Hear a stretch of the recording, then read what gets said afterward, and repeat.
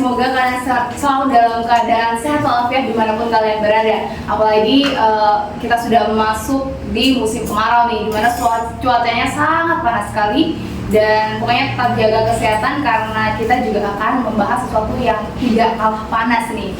Sebelumnya perkenalkan, saya Royhana, dan pada kesempatan kali ini kita akan berbincang mengenai pemilihan umum atau pemilu dengan narasumber, yaitu salah satu panitia penyelenggara pemilu, yaitu Bapak Haye Arif Darmawan. Bagaimana kabarnya Pak Haye? Baik. Oke, saya panggilnya Pak Haye gitu ya. Boleh. Oke.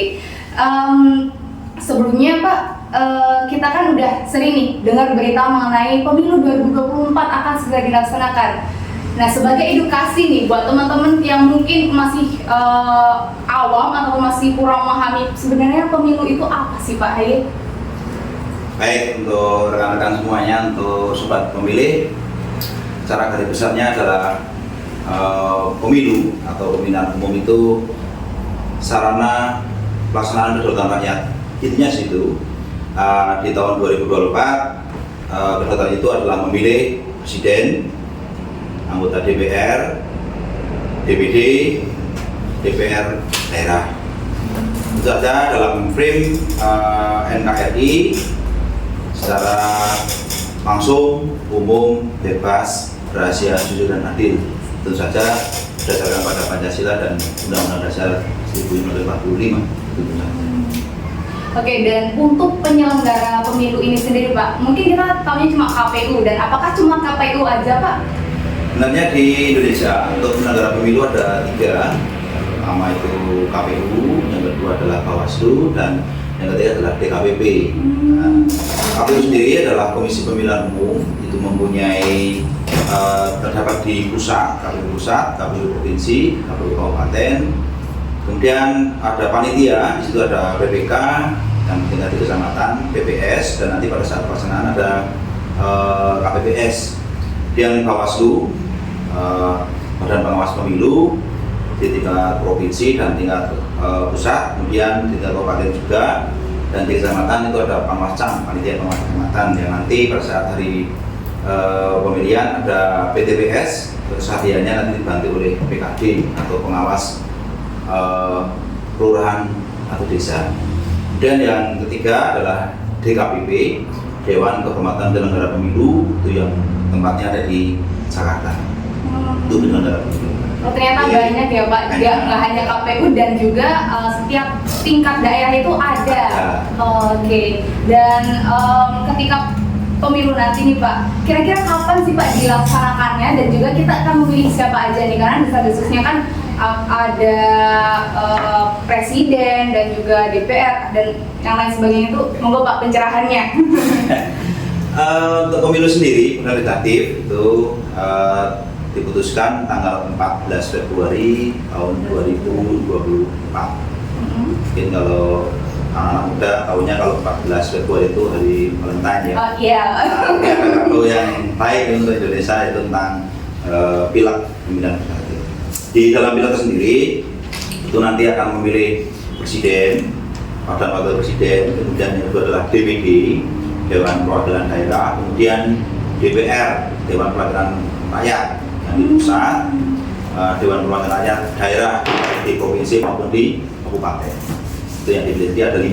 Nanti 5 suara yang akan dibawa atau yang akan dicoblos ya, kayaknya dicoblos. Kalau dulu kan pernah ada sentra kali dicoblos oleh pemilih.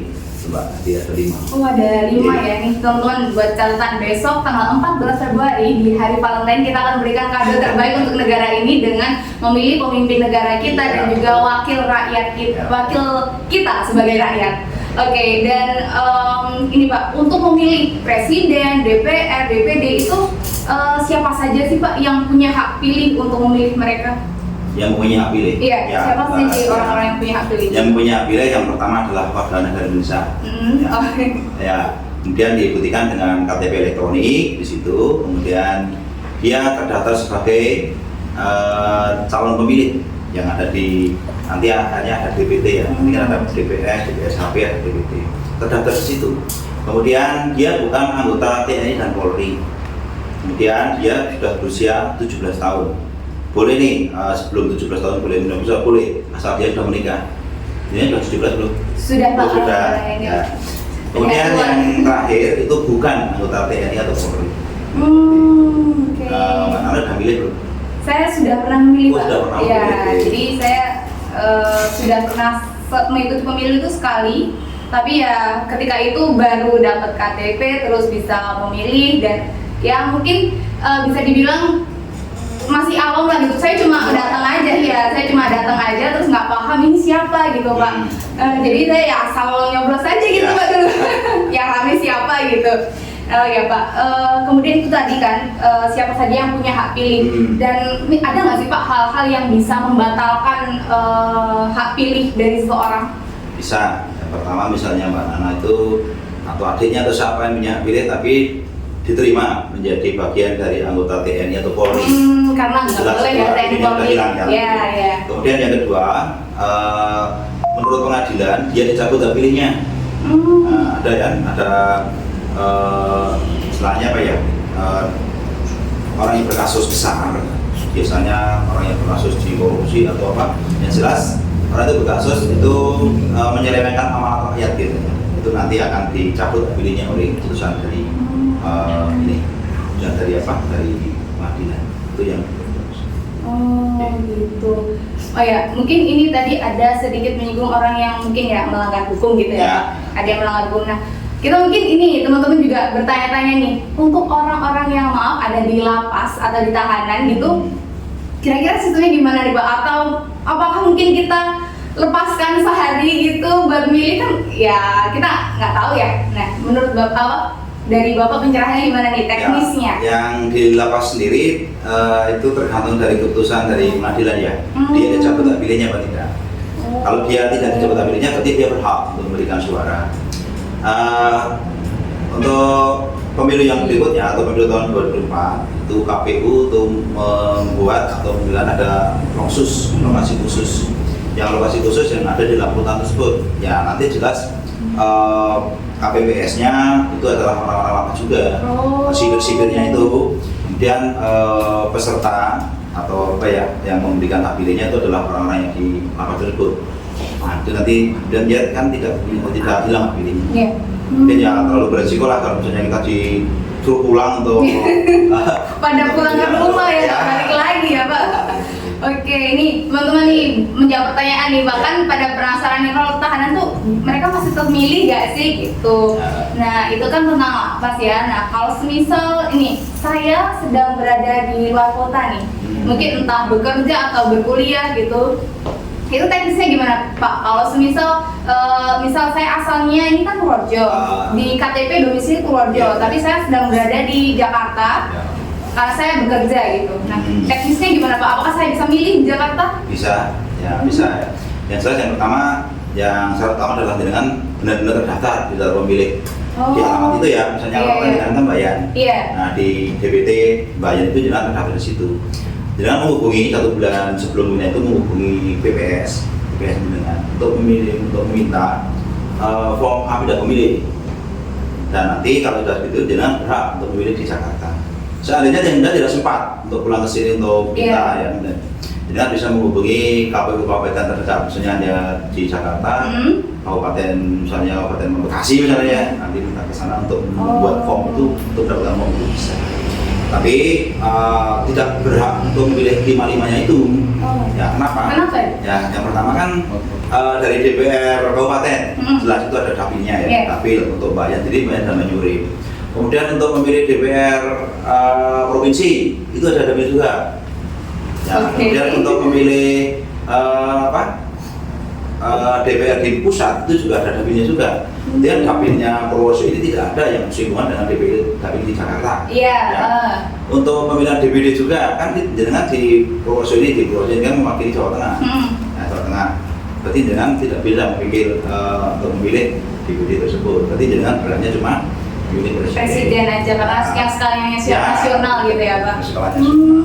Nih buat teman-teman yang sedang merantau mungkin di luar kota, jangan jadikan alasan kalian sedang di luar kota untuk tidak memilih ya, karena ada caranya tadi ya Pak, form A pindah pemilih gitu ya Pak. Terus ada lagi misalnya itu ada kemarin ada itu yang boleh nyoblos hanya menggunakan KTP, ya kan ada. Iya. Ya itu syaratnya KTP itu sesuai dengan misalnya KTP-nya dengan bawa KTP dengan di Bayan. Iya. Otomatis jenengan hanya bisa memilih di desa Bayan tersebut. Ya sesuai. Tidak boleh dengan punya KTP aja terus daftar di mana-mana. Iya. Intinya seperti itu. Nanti ada pilih tambah atau itu biasanya memilihnya 1 jam atau 1 jam sebelum atau jam lebih jam 12 itu baru bisa. Misalnya itu. Ya tapi ya nggak boleh ya terus KTP ini dengan sini nyobotnya di Semarang itu nggak boleh. Harus ada form atau bantu. Kemudian Pak nih dari tadi kan ini menyinggung tentang dapil gitu. Nah mungkin kita sebagai orang awam nih yang awam tentang kepemiluan, dapil itu apa sih Pak, dan cara untuk menentukan dapil ini dapil ini terdiri dari kota ini sama kota ini gitu, atau gimana tuh Pak? Kalau untuk dapil itu adalah pemilihan. Untuk pembagian dapil kota-kotanya itu menurut PKPU ya, PKPU yang memutuskan. Kemudian untuk jumlah kursi di dalam dapil itu ada hitungannya, khususnya misalnya di kabupaten ya, di kabupaten itu jumlah penduduk kan, dasarnya jumlah penduduk, bukan jumlah pemilih tapi jumlah penduduk. Jumlah penduduk di Purworejo untuk tahun 2023 awal itu sekitar 800 ribuan ya. 8.000 kalau itu kan berarti kurang dari 1 juta. Maka untuk Kabupaten Purworejo bisanya calon legislatifnya ada 45 kursi. Kalau perhitungan per dapil, jumlah kursi yang per dapil itu 800 dibagi 45 itu sekitar 17 ribuan ya, 17 ribuan. Nah untuk Bayan Banyurip sendiri itu jumlah penduduknya itu sekitar 80-an ribu ya, berapa itu kalau dibagi pembagiannya menjadi bagi 17 ribuan berarti sekitar 5,4. Otomatis dia dapil 3 Bayan Banyurip itu hanya mempunyai 5 kursi. Ini berbeda dengan tahun yang lalu. Yang tahun yang lalu itu kan 6 kursi, berarti yang tahun lalu 6 kursi. Kemudian yang ini berkurang. Berarti apa pembagian yang kurang? Karena jumlah penduduknya berkurang. Gitu. Nah, 45 kursi kalau dikurangi 1 yang banyak itu ini pindah ke dapil Bruno Kemiri itu loh, yang tadinya 9 jadi 10. Sama juga kalau secara kasar atau secara prediksi atau cara gambarannya awamnya adalah di dapil Bayan Banyurip itu penduduknya berkurang, di daerah Bruno di Turuk Kemiri itu penduduknya bertambah. Jadi jumlah kursi itu dipengaruhi oleh jumlah penduduk gitu, naik turunnya. Gini Pak, sebelum kita memilih nih, kan tadi mungkin di Bayan kita calon DPRD itu memperebutkan 5 jumlah kursi. Nah, sebelum kita memilih DPRD kita sebagai wakil kita sebagai rakyat, itu informasi mengenai para calon DPR, DPRD bahkan presiden itu bisa kita ketahui kapan sih Pak? Kan pernah penasaran nih. Jelas ini ya, nanti ada masa untuk kampanye. Masa kampanye itu 75 hari sebelum pemilu. Dikurangi 3 hari masa tenang. Nah, itu calon-calon itu akan memperkenalkan dirinya bahwa dia sebagai calon tetap. Ya, karena kan baru bakal calon. Nah, sekarang adalah calon legislatif kalau begitu. Itu mulai akan diperkenalkan. Biasanya akan ke desa-desa dan memampang foto visi-visi di pinggir-pinggir jalan dan sebagainya. Dan untuk presiden juga sama, itu nanti pendaftarannya itu mulai Oktober dan nanti akan juga sama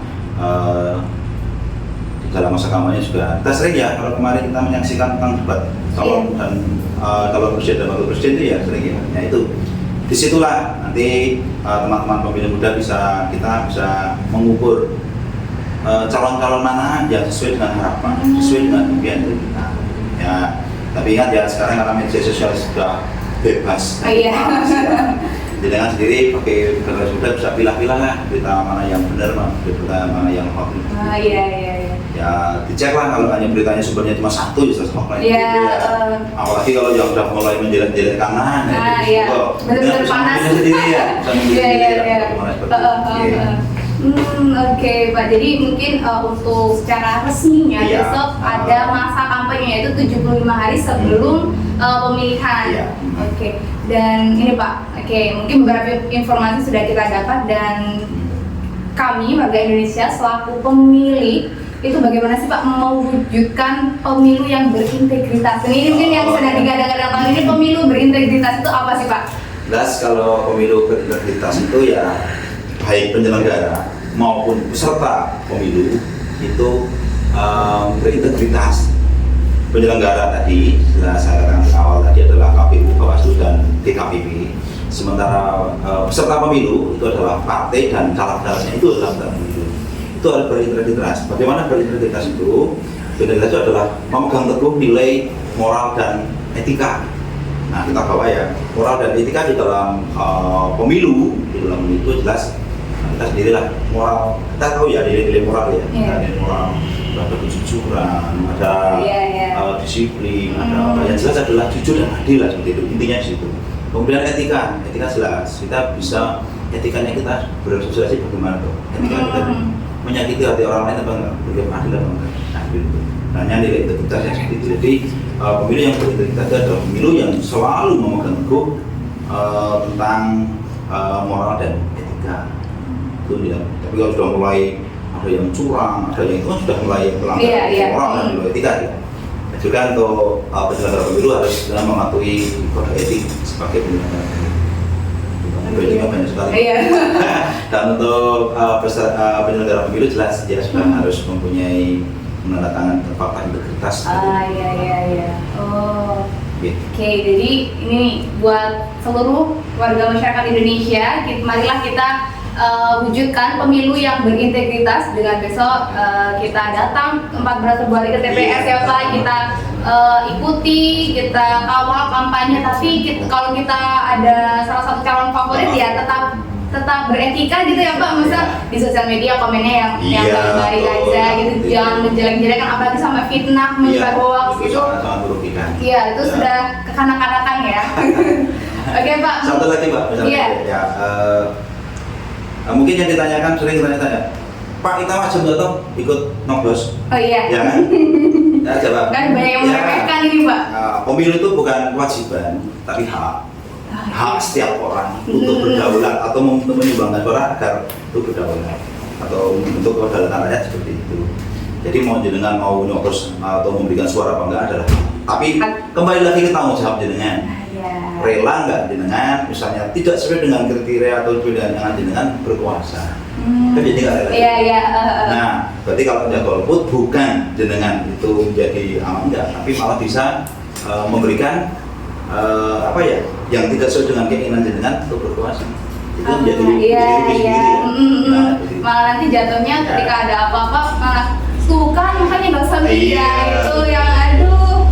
Satu mungkin ada kata-kata yang selalu saya ingat itu dari Frank Martin Suseno, pemilu itu bukan mencari yang terbaik, tapi mencegah yang terjelek berkuasa. Oke. Nah itu. Semangat dulu teman-teman.